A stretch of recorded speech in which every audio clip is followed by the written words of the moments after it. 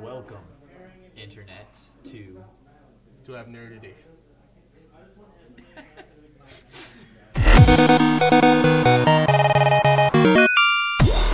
Welcome to ABNERDITY, your monthly show on Very Tasty Productions, where we talk on an absurd level about things that I like to nerd out about. My name is Matt Tasty Saporito, and this is my co-host, Elliott 3 Chains Iannello.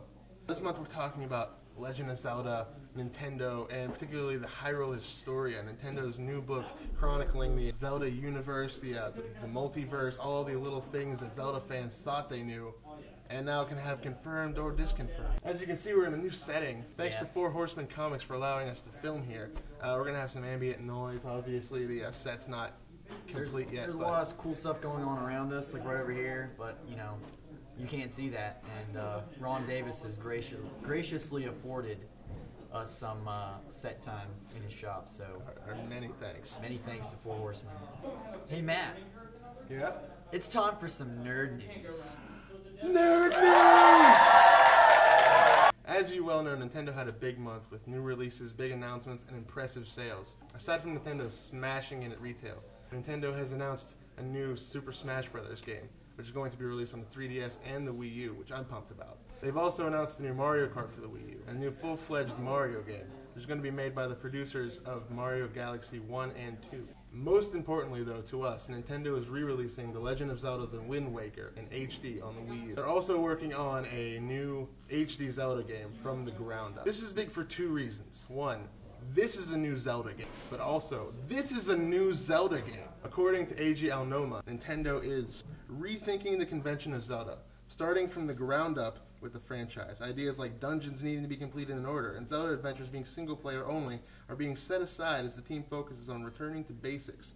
The goal of all this, Alnoma said, was to create a reborn Zelda. We're pumped, but don't expect it anytime soon. While they did show what an HD Zelda could look like at E3 2011, rumors indicate that this new Zelda game will be visually different from the aforementioned E3 demo. Be ready for a Wind Waker type shock. Maybe. I don't know about you, Matt, but I've been playing Zelda since I was actually a little kid, probably like 7 or 8.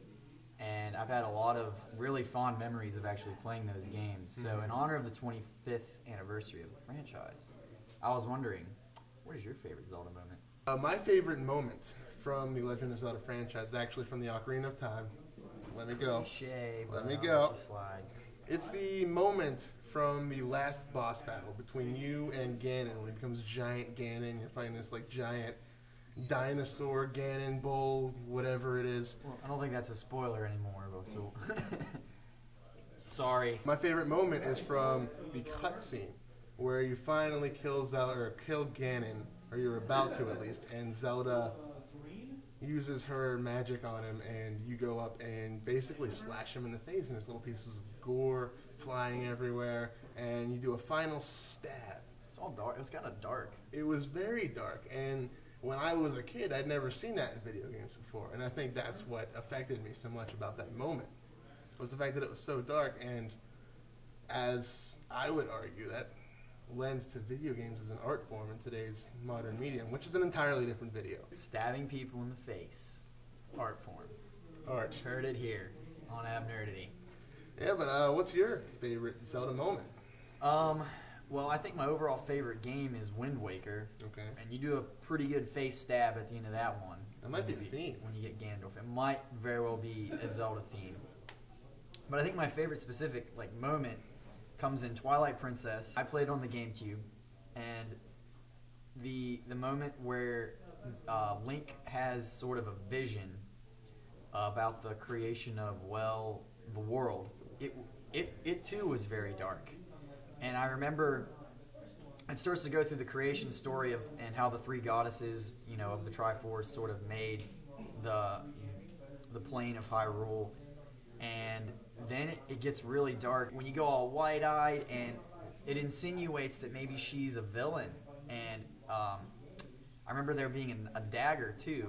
There was an almost stabbing in that scene, and I just remember it resonated with me for sort of the same reasons as you. It was dark, and I played it as a much older individual, and just to see how the series matured to get to that point was very interesting, and it was a very bold, move for the franchise, and it was a very effective storytelling device in the game. It really helped set the tone for the rest of the game. We mentioned the Historia and what it is. We haven't gone into the little details, little things that are going to make fans crazy. Included inside is a detailed timeline revealing that the game is indeed a multiverse, as you said, split into 3 timelines. This allows for several of the games to happen at the same time. Skyward Sword is at the top of the timeline, and from that, eventually, at Ocarina, I believe it is, the timeline splits. Exactly. It splits around Ocarina, which, is probably the most groundbreaking game in the series. It tells the story of the hero of time. And what's interesting about why do you split it there is because there's only one successful ending that you can get in the game, so you would think, okay, there's only one way forward. But the timeline splits around whether or not the hero of time was successful in defeating Ganon or not. So this begs the question of, are the developers using a very clever technique coming around years later to reveal that they've handled death in video games in a very cool way? That is, being every time you've actually failed in the game, you've spawned the defeat timeline.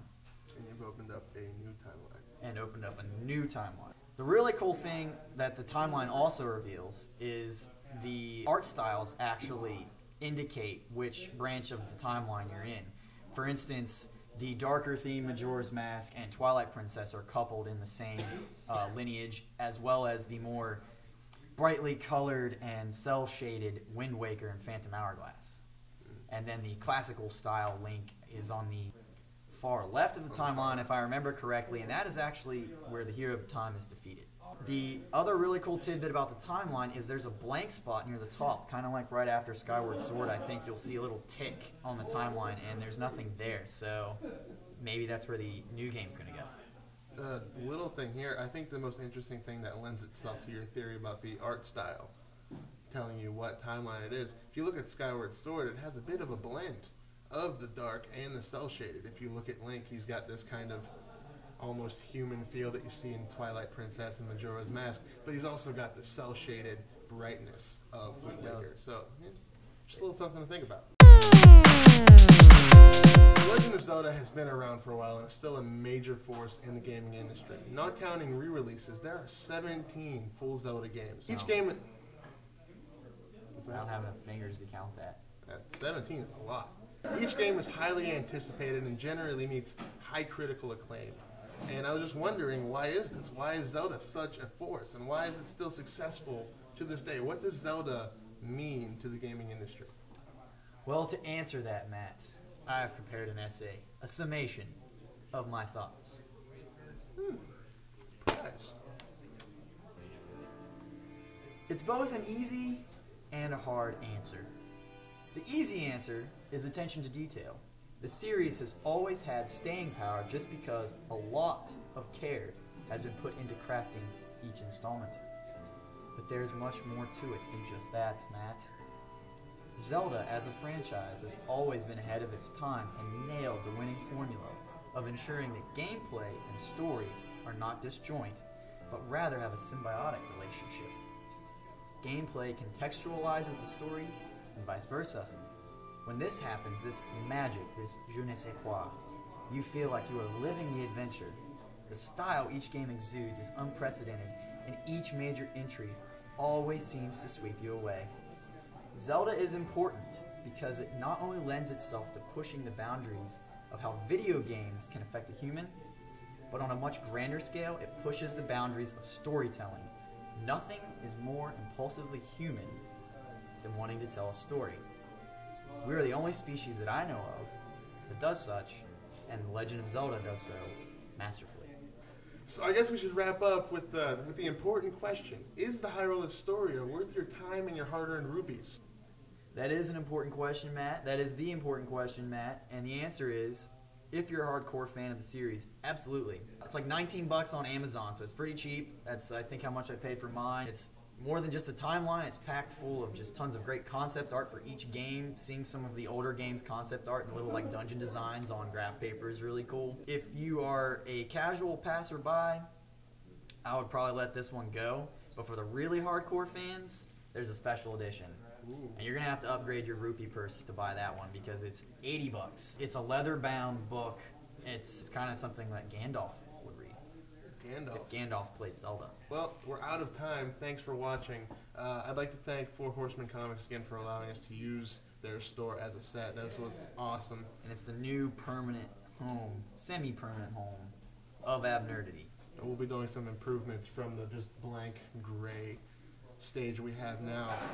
You can follow us on Twitter. I'm at Matt Tasty, Elliott. EVI Spinnerd. You can follow us on Facebook, like Four Horsemen Comics Like on Four Horsemen Facebook. Comics. All the links down in the description. Thanks for watching, guys.